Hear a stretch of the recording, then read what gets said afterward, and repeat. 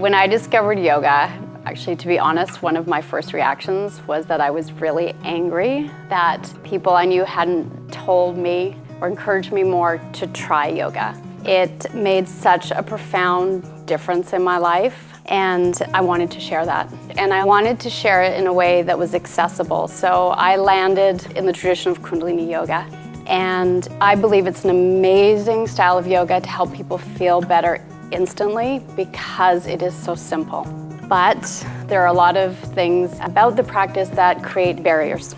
And that's as simple as what the teachers wear to practice. It could be the white flowing robes, it could be the turban. Now for some, that might attract them to the teacher, and for others it creates a block.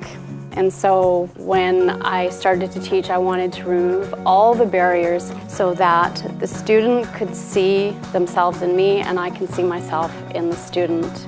Everything I teach draws from the tradition of Kundalini yoga, but I do teach it a little bit differently. And the way I teach it allows it to touch on so many different aspects of the practice where you can work your physical body, you can chant, meditate, do breath work. And so I tried to design the class so I can touch on all the aspects and hopefully not cheating anyone on the depth of the practice. The most potent part of the practice for sure is breath. We move the energy inside us through the breath work. That's how we access and calm the mind. The other thing that's really important about the practice is community. We've been running Semperviva Yoga for over 23 years now. It's interesting teaching and being in front of many, many people who you know how amazing each of these individual people are, and also to know how much loneliness they each experience. To know if they just could turn to each other and say hello and connect, how much there is there for them. So yeah, community is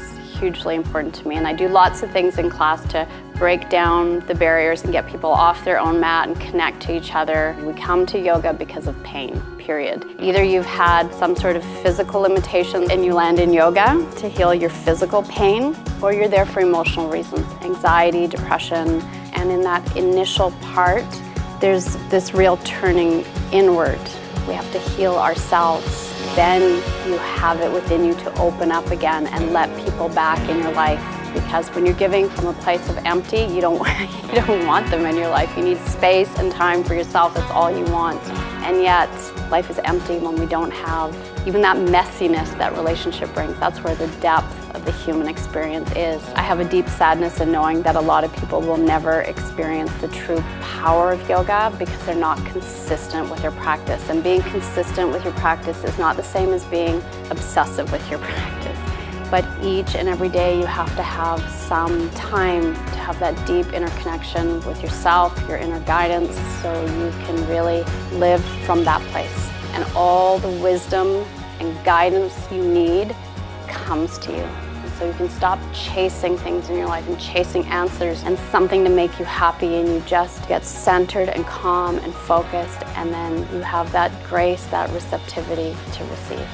I think students get out of their practice what they need in the moment, and it changes over time. People start to meditate because they know it's good to release stress. They say that's the #1 reason why people start meditation. But the deeper reason is because it reconnects you to who you are. So you may come to the practice for something other than what you're really going to get. And really, in all honesty, that's where you end up in yoga, is answering your 2 biggest questions in life.